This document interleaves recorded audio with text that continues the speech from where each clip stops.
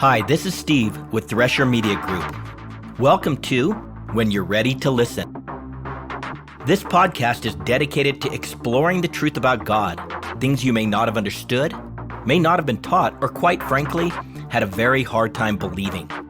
And since our entire relationship with God rests on believing, it is important we learn how to separate the truth from the many lies and fictions that abound within the religion of Christianity. So when you're ready to listen, tune in and discover a pathway to freedom, encouragement, life, and hope. In our last podcast, we took a short commercial break to explore some of the passages relating to the millennial kingdom, which is the time between Jesus' second coming through the end of the 1,000-year period when Satan is locked away in the abyss. As we pick up in the Revelation narrative, we arrive at the end of the 1,000-year reign. Episode 172, Revelation chapter 20, verses 7 through 10. Satan is released and defeated. Revelation 20, 7 through 10. And when the 1,000 years are caused to be ended, the Satan will in the future go out from his prison and will come out to deceive the nations that are at the four corners of the earth, Gog and Magog, to gather them for battle. Their number is like the sand of the sea. And they marched up over the breadth of the earth and surrounded the camp of the saints. And the city caused being loved, but fire came down from heaven and consumed them. And the devil, who is now deceiving them, was caused to be thrown into the lake of fire and sulfur, where the beast and the false prophet were. And they will in the future be caused to be tormented day and night, forever and ever. For 1,000 years, mankind will have lived in peace under the rulership of Jesus and his wife. Satan has been locked up in the abyss, and the demons have been removed from the earth and held in prison for judgment. There's been no war, no one trained for battle, and justice has prevailed around the earth. No nation has come up against another to take what the other has. Rather, the peoples of the world have lived in safety and security. Disputes have been settled justly, and the Lord's princes, the church, his wife, have shepherded and judged the nations in righteousness. People have lived long, fulfilling lives, enjoying the fruit of their labor. So long as they went to Jerusalem each year for the Festival of Tabernacles and worshiped Yahweh, they were provided for in abundance. Jesus assured rain in its season, and he made the earth so fertile that the abundance of crops was guaranteed. Even the animals that previously were dangerous would cause no harm. This is what we would consider to be a perfect earth. However, even though God reconstructs the ecosystem, making it possible for man to live on the earth without danger, the one thing he does not reconstruct is the heart of man. No, the heart of man is still dangerous. The heart of man is still corrupt, without good, and self-seeking through and through. In addition, God also does not remove the one thing that is both the bane and the blessing of our existence, and that is choice, our personal sovereignty. People will still choose whether they want to worship and obey Yahweh or not. People will choose to abide in peace or choose to rebel and pursue evil. Unfortunately, as wonderful as the 1,000 years will be, the heart of man is still bent on wickedness. All it takes is one little nudge, and their rebellion once again becomes uncaged. And when the 1,000 years are caused to be ended, the Satan will in the future go out from his prison. Frankly, this is unthinkable. The hateful dragon is finally locked away and completely impotent. I mean, we must ask, why in the world would Yahweh release this devil to once again wreak havoc on the earth, especially since he knows exactly what this dragon will do when he is released? Satan emerges from the abyss to engage in one final conquest of humanity, one final middle finger to the heavens before his eternal punishment. What about the demonic hordes, the servants of the dragon? Here is what we know. When Jesus returns, he gathers together the demonic beings that have been occupying the heavenly realms and the kings of the earth who have been leading the efforts on the earth, and he confines them in prison, much like Satan being interned in the abyss. Isaiah 24, verse 21 through 23. So it will happen in that day that Yahweh will punish the hosts of heaven on high, and the kings of the earth on earth. They will be gathered together like prisoners in the dungeon, and will be confined in prison, and after many days they will be punished. Then the moon will be abashed, and the sun ashamed. For Yahweh Sabaoth, the Lord of hosts, will reign on Mount Zion and in Jerusalem, and his glory will be before his elders. During the time that Jesus reigns on the earth, these angelic beings are imprisoned, awaiting their punishment.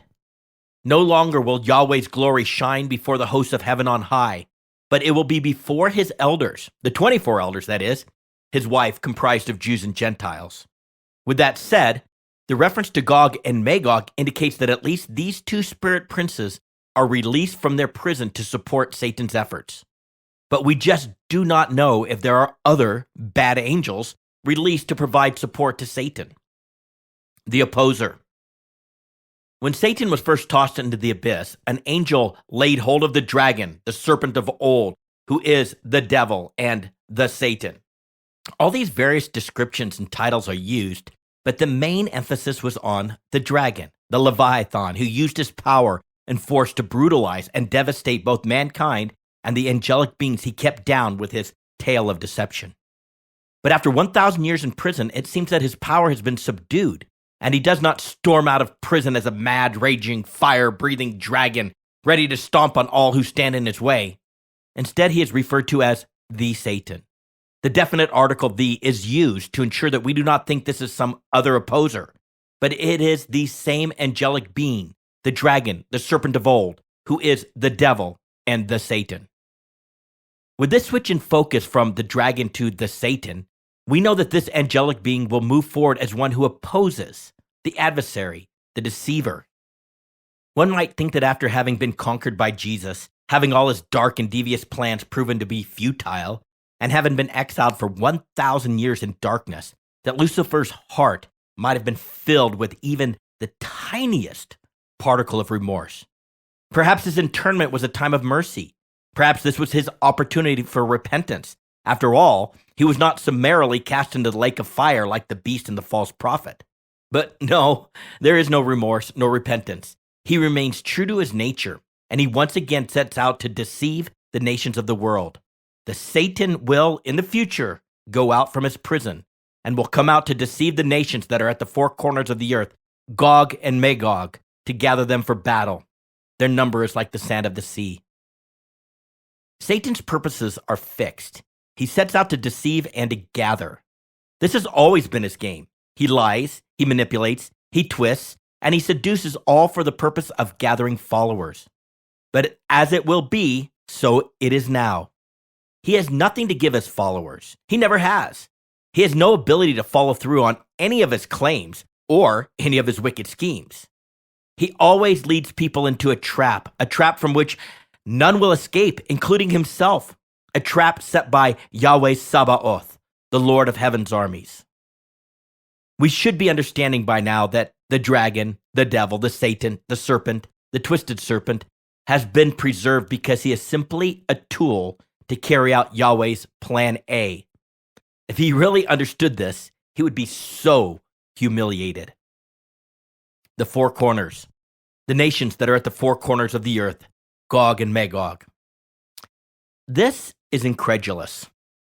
After the Battle of Armageddon, how can anyone in the nations believe they can successfully come against the Son of God? The dragon failed before, when he had all his armies, including the beast and the false prophet. Why would he or anyone in the nations think even for a moment in time that they might now have success? Perhaps evil is so dark that those who wield it the most fall deepest into its deception. Yes, the deceivers are deceived. The phrasing of this next statement is very interesting, and we should not just skip over it as colorful prose. Rather, the details provided by the Spirit always contains a message that he wants us to search out and understand. Let's seek. In the description of Jesus' second coming, we were not told that he flattened the earth out from a sphere into a flat square with literal four corners.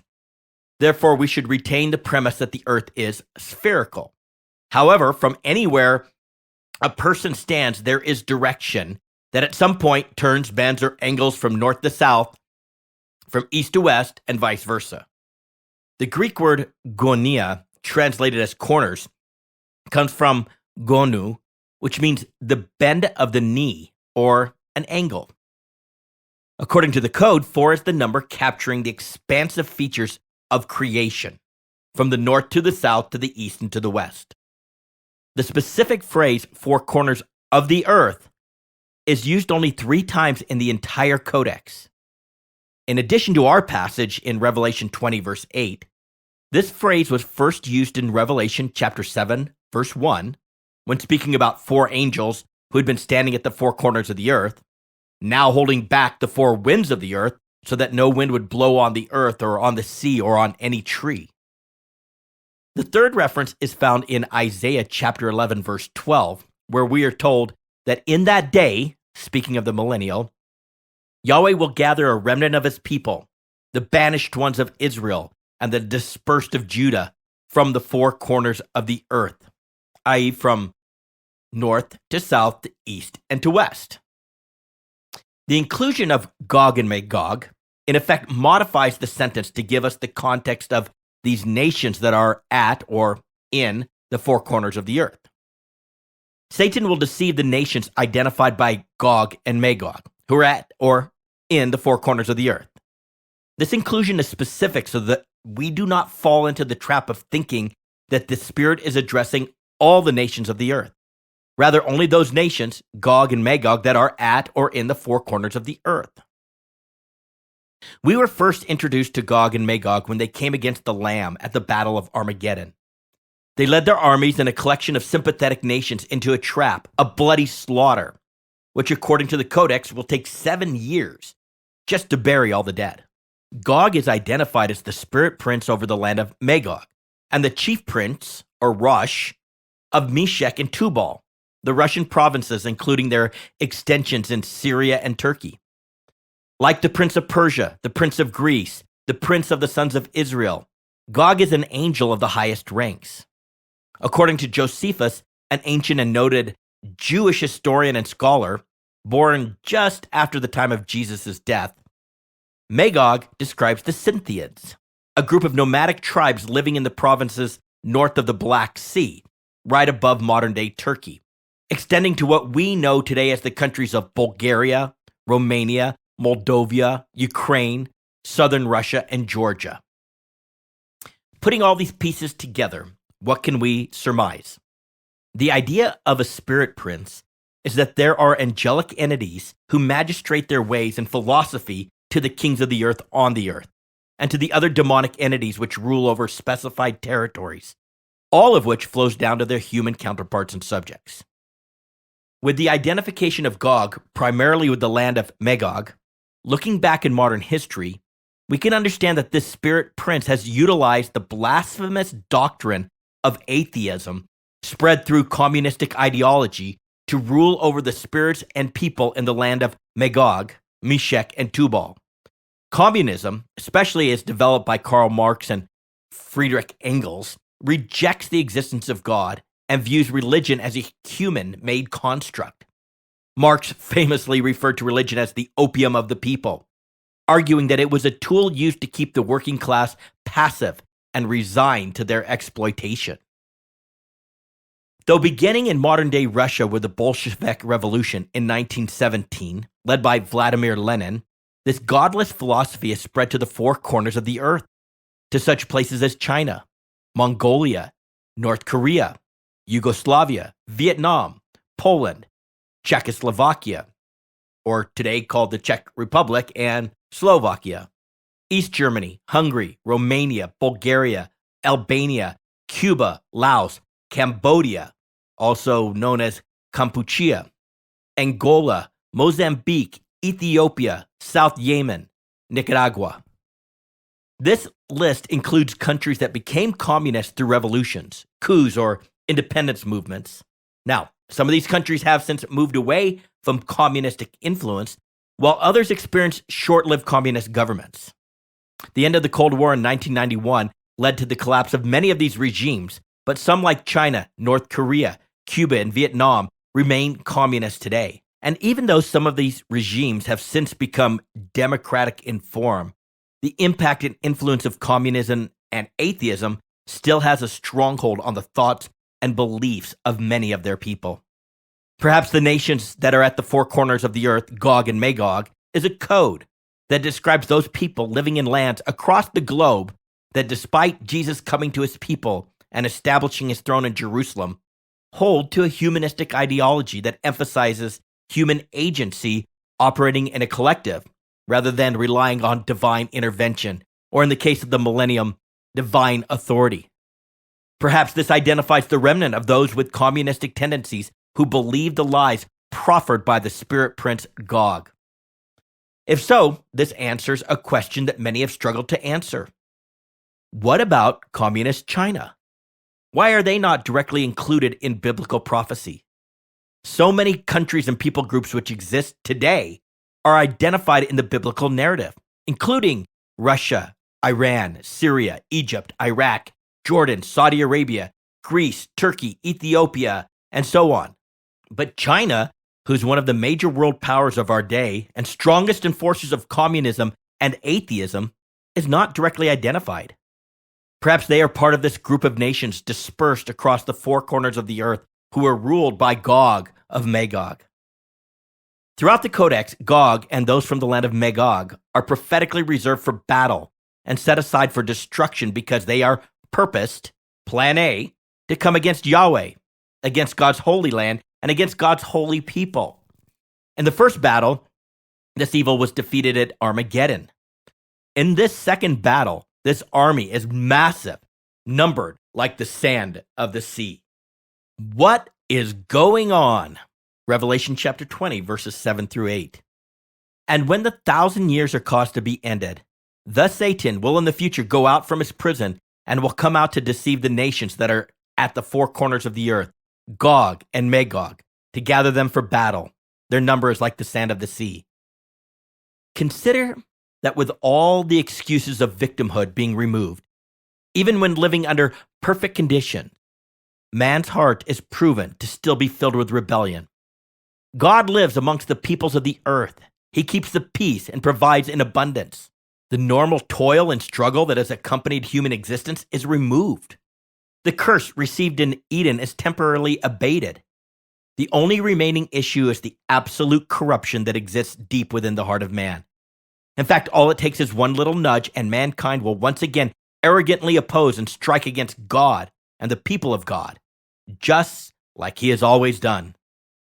It seems that in one way or another, mankind has always tried to fight against God.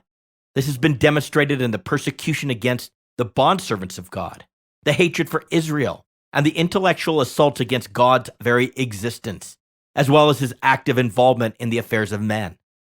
It has been the same story in every generation. It is ironic that man's fight has always somehow been cloaked in goodness, and he even expects to be judged on a scale where his good deeds are compared to his bad deeds. Fingers crossed, the good outweighs the bad. Therefore, God provides the perfect opportunity for man to prove out his goodness. He set up the perfect government with the perfect leaders, a perfect living environment, and a long enough time for man to prove out his self-proclaimed goodness. But the problem is that there is no true goodness in man. Romans chapter 3, verse 10 through 18. There now is none righteous. No, not one. And there now is no one who is now understanding. No one is now seeking for God. All have turned aside. Together they have been caused to become worthless. There now is no one who is now doing good. Not now, even one. Their throat has been caused to being an open grave. They have used their tongues to deceive. The venom of asps is under their lips. Their mouth is now full of curses and bitterness. Their feet are swift to shed blood.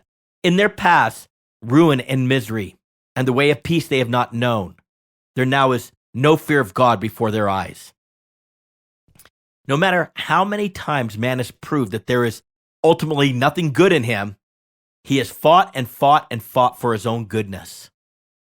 The level of personal and communal delusion in mankind is beyond comprehension. Over and over again, history has proven that man's goodness is nothing but a fanciful fiction. For example, based on the timeline in George Kahn's Dictionary of Wars, from 2925 BC until now, there has never been an unbroken period of hostility between one group and another.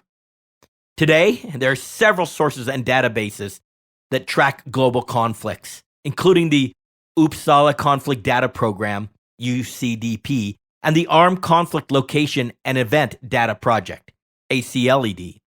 These sources constantly indicated that there has been no period of complete global peace, as conflicts, whether large-scale wars, civil wars, or smaller armed confrontations, have always persisted somewhere in the world. In the 20th and the 21st centuries alone, it is estimated that over 200 million people have been killed because of war. These statistics are reflective of the human condition. No one is righteous. No one does good. As a result, everyone deserves judgment. In part, this truth is beautiful. It shows us why we need God to be our I am, always, in everything. It also supports why we should deal with each other based on God's mercy, grace, and forgiveness. Because if any of us received what we really deserved, we'd be burnt toast. Thankfully, God has not dealt with us based on our sin, but based on his blood, which was poured out as a sacrifice for our sin. Thus, we obtain mercy even though we don't deserve it. The grace of God is a beautiful thing. It's battle time. Satan will deceive the nations that are at the four corners of the earth, Gog and Magog, to gather them for battle. Their number is like the sand of the sea. Even though the Satan no longer has the beast and the false prophet to deceive mankind, he is still the great deceiver. Just imagine during the 1,000 years that he'll be locked away in the abyss, Satan will spend his time scheming, strategizing, and plotting exactly how he is going to deceive the nations, Gog and Magog, to rebel against Jesus. It'll probably be all he thinks about. Satan will emerge with a plan, and he will focus on those nations, those people groups who have been lied to by the spirit prince Gog and reminded that they can be better off if they were to rule, if humanity decided for themselves what is best for them, and so on. What is shocking, however, is that the numbers who come to war are so staggering that they can only be described as the sand of the sea. They're essentially innumerable. Satan is once again ready to deceive, and people are ready to be deceived. After 1,000 years, it seems that people will have forgotten the story. They will have forgotten their prior condition under the rule of Satan, the beast, the false prophet, the harlot, and the hordes of demonic spirits.